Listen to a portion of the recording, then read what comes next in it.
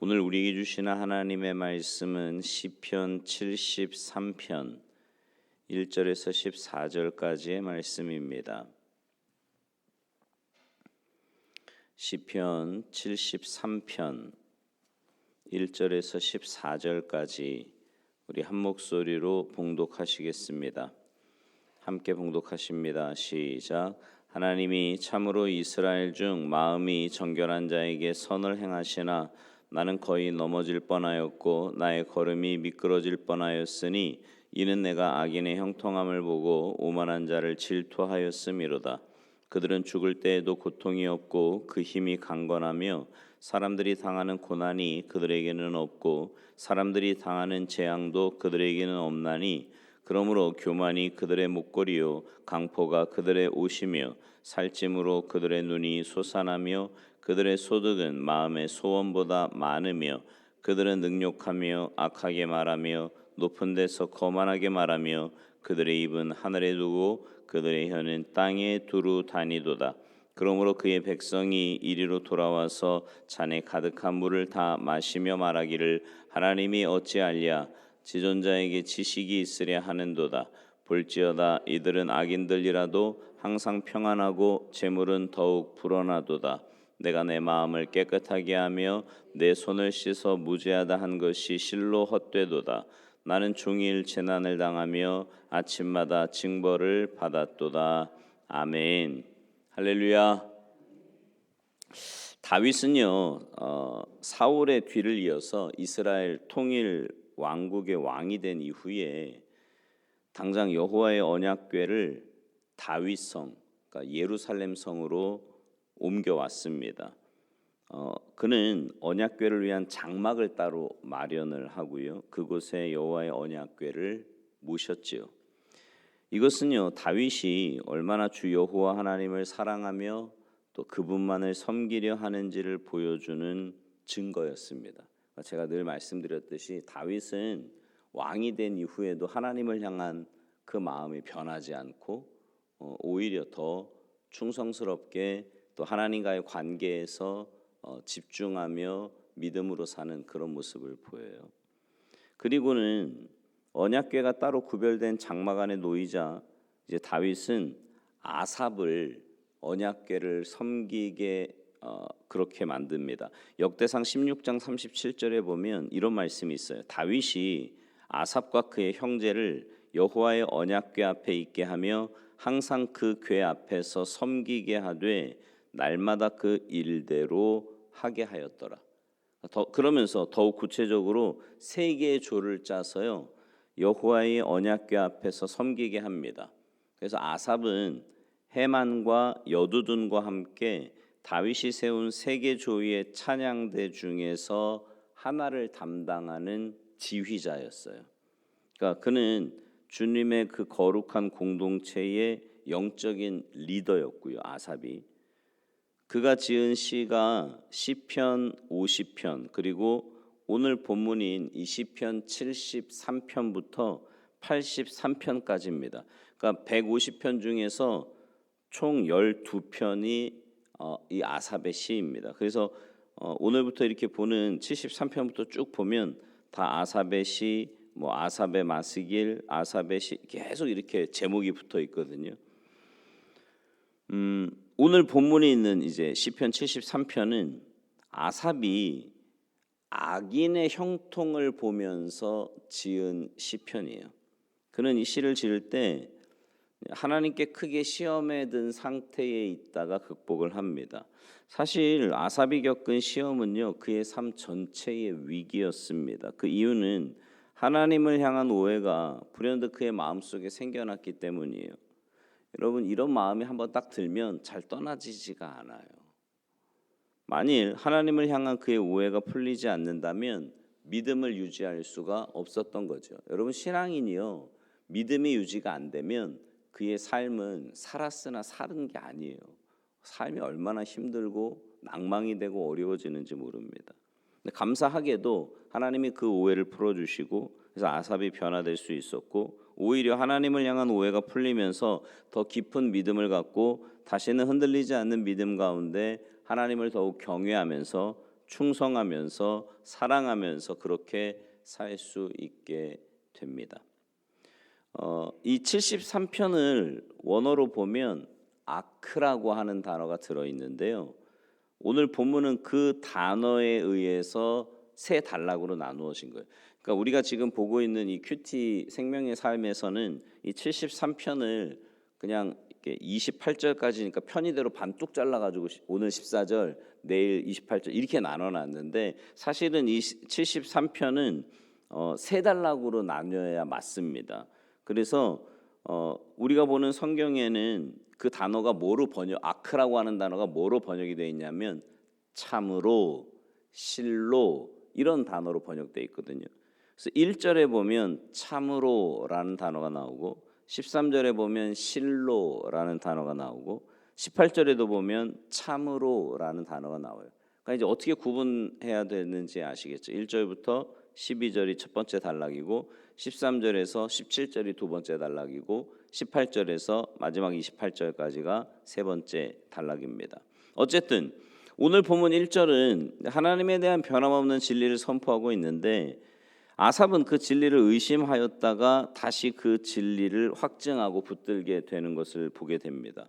그러니까 1절은요 시험을 이긴 자에게 더욱 분명한 영원한 진리가 되는데 사실 이 1절이 약간의 오역이 좀 있습니다. 우리말 성경에요. 여기 이스라엘은 참 이스라엘로 마음이 정결한 자 성령으로 거듭난 하나님의 자녀를 말합니다. 그러니까 1절을 제대로 번역을 하려면 이렇게 번역하는 게 좋아요. 참으로 하나님은 마음이 정결한 자 곧 이스라엘에게 선을 행하시도다. 조금 차이가 있죠? 지금 1절하고. 근데 이제 아합이 어느 날 이제 그 진리에 대해서 오해하게 되는데 아삽이 보니까 악인이 형통하고 마음이 정결한 이 참 이스라엘은 오히려 삶이 별로 안 좋아 보이는 거예요. 아니 비참해 보이기까지 하는 겁니다.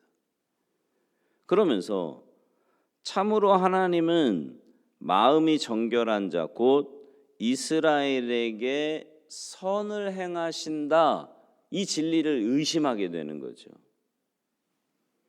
그렇다면 하나님은 거짓말하신 거고 그런 하나님에 대해서 오해가 생기면서 이제 마음이 힘들어집니다. 그게 2절부터 12절까지 그가 오해하게 된 상황을 쭉 설명을 합니다. 반면에 아삽은 자신의 형편을 이렇게 돌아보니까 비참한 거예요. 그는 악인과는 달리 하나님을 경외하며 열심히 살아왔는데 도리어 가난하고 힘들고 비참한 삶을 살고 있는단 말입니다. 그래서 14절에 뭐라고 말을 하냐면 나는 종일 재난을 당하며 아침마다 징벌을 받았도다 이렇게 말을 해요.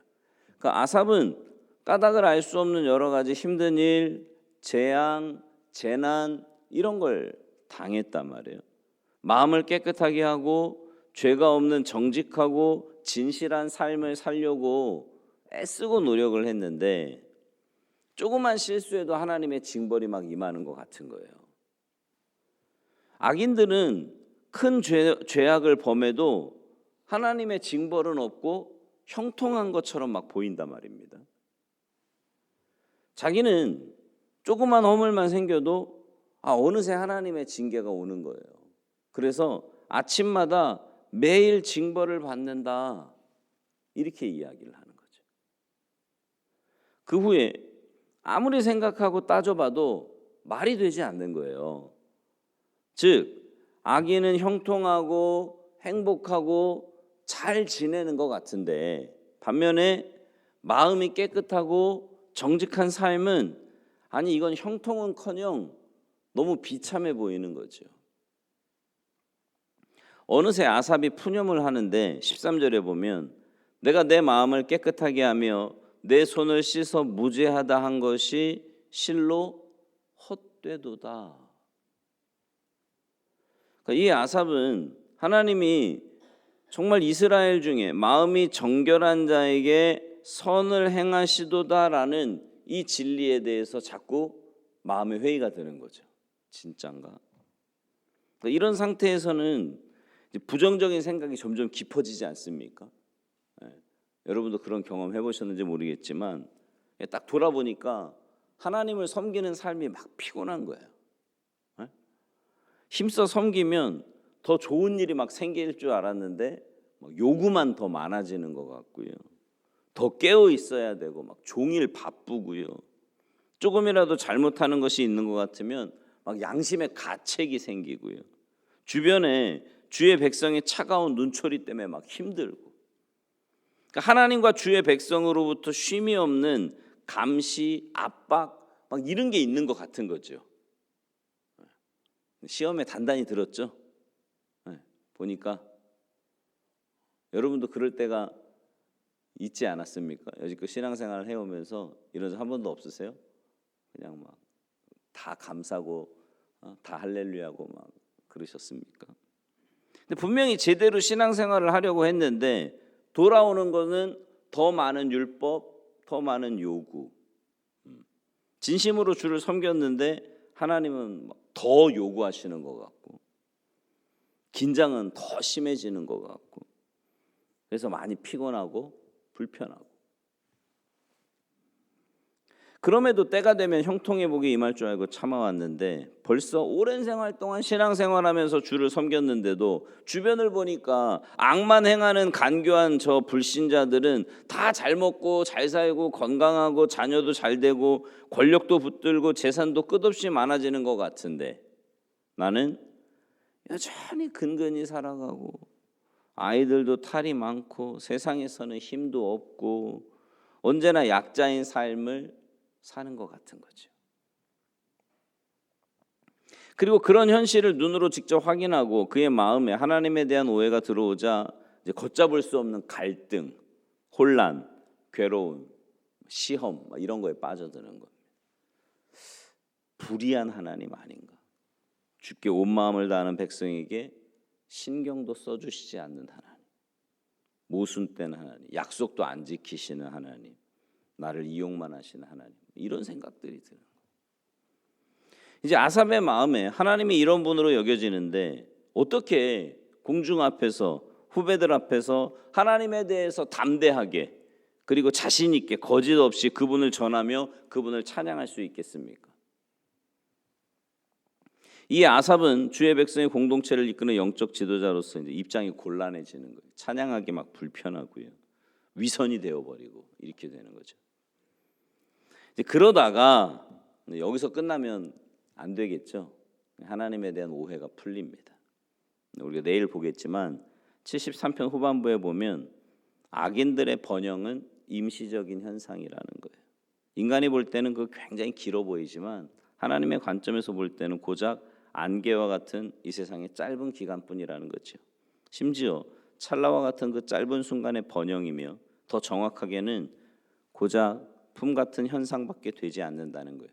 여러분, 그러니까 지금 아삽이 이렇게 눈에 보이는 것, 그러니까 시험에 든 이유나 원인을 이렇게 보면 결국은 뭐예요?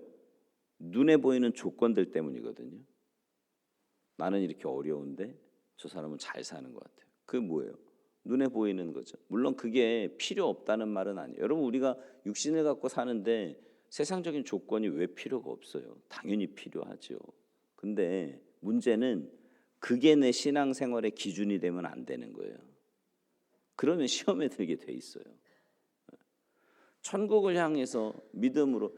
제가 요즘 그 김종진 우리 그 몽골 8월에 몽골 가는 그 선교사님이 쓰신 책이 하나 있어요. 제가 요즘 그거 읽고 있는데 거기 보면은요, 제가 다음 달에 우리 추천 도서로 해서 몽골 가는 분들 좀 읽게끔 하고 싶은데 거기 보면 이 선교사로 헌신한다는 것, 또 거기서 이렇게 신앙인으로 산다는 거, 이게 얼마나 힘들고 어려운가 잘 나와 있거든요. 근데 그럼에도 불구하고 그들이 그런 삶을 사는 이유는 뭐예요? 천국의 소망이 있기 때문이잖아요. 그러니까 우리는 여기서 결판 보는 사람이 아니라고 제가 누누이 말씀드리잖아요. 왜요? 본향은 저기니까, 천국이니까요. 그 천국을 향해서 우리는 가는 건데 예수 믿고 천국 가고 믿음으로 살고 영적인 삶을 살고 여기다 포커스가 맞춰진 게 아니고 자꾸만 눈에 보이는 거, 내가 뭔가 이렇게 헌신했으면 아니 하나님도 나에게 뭔가를 좀 줘야 되는 거 아니야, 이런 마음이 들기 시작하면은요 결국 아삽처럼 시험에 들 수밖에 없는 거죠. 신앙생활을 육신적인 어떤 만족, 내 조건, 그러니까 내가 이 땅에서 건강하고 뭐 좀 부하게 되고 자녀들도 잘 되고 여기다가 포커스를 자꾸 맞추면 신앙생활의 본질, 그게 기복신앙이에요. 그 기복신앙을 하면 열심히 왜냐하면 신앙생활 10년 20년 하다 보면 이제 집사 되고 권사 되고 장로 되고 하다 보면 뭔가 하는 일도 많아지잖아요. 열심히 막 섬기는 일도 많아지고, 요즘 우리 여성교회 분들 막 거의 매일 막 교회 출근하다시피 하지 않습니까? 열심히 막 반찬도 만들고 여러 가지 일들도 하고 선교를 위해서 헌신하고 다 좋아요. 근데 그렇게 하는 게 목적이 이렇게 하면 하나님이 물론 건강도 주세요. 이렇게 하면 하나님이 물질을 물론 주시기도 한다니까요. 근데 거기다가 목적을 두면 그게 안 올 때 시험에 들어요. 그게 목적이 아닌데. 우리를 구원하신 은혜가 감사하고, 더 중요한 건 천국이 있기 때문에 우리가 거기를 향해서 가는 도중인 건데 왜 자꾸 여행하면서 거기서 뭔가 결판을 보려고 하냐 말이죠. 바라기는 우리의 신앙생활이 이 땅에 눈에 보이는 것 때문에 일희일비하지 않았으면 좋겠어요. 주시면 감사, 없어도 감사. 왜요? 하나님이 또 다른 것으로 채워주시지 않겠습니까? 만약에 여기서 안 채워주시면 더 좋아. 왜요? 천국 상급이 더 커지는 거니까. 믿으십니까? 여기서 그래도 받아야 되겠어요? 네. 그 믿음 가지고 기도하는 거예요. 그래서 하나님의 채워주심, 역사하심을 매일매일의 삶 속에서 경험하시고, 여러분 이 경험을 하잖아요. 그러면 정말 가는 곳이 다 천국이 됩니다. 가정에서도 교회에서도 직장에서도. 그 얼마나 기쁘겠어요. 그런 믿음의 삶 사셔서 여기서부터 천국의 맛을 보시고 믿음으로 끝까지 승리하는 복된 삶이 되시기를 주님의 이름으로 축원합니다. 기도하시겠습니다. 하나님, 우리는 나그네 인생길을 걸어가는 사람들이고 진짜 본향 천국을 향해 가는 사람들인데 자꾸만 세상 사람들과 비교해서 그들이 갖고 있는 조건, 그들이 누리고 있는 어떤 세상적인 것들 때문에 우리도 자꾸만 마음에 시험이 들고 어려움이 생길 때가 많이 있음을 주님 앞에 고백합니다. 하나님, 우리는 이 땅에서 눈에 보이는 것을 위해서 예수 믿는 사람이 아니라 주님과의 관계에서 나를 구원하시고 천국 백성 삼아주시고 하나님의 자녀 삼아주신 그 은혜에 감사해서 믿음의 길을 걸어가고 있는 중인데, 어떤 상황에서도 우리의 시선이 눈에 보이는 세상의 것에 머물지 말게 하시고 삶의 목적이 하나님께 있음을 고백하며 사는 우리가 되게 하셔서 어떤 상황에서도 우리의 믿음 흔들리지 않고 주님과 행복한 동행하며 천국 갈 때까지 넉넉하게 믿음으로 승리하는 복된 인생들 다 되도록 은혜 내리어 주시옵소서. 오늘 하루도 주님과 동행하며 천국 백성답게 살아가는 복된 한날의 삶이 되기를 간절히 바라옵고 원하오며 예수님의 이름으로 축복하며 기도하옵나이다. 아멘.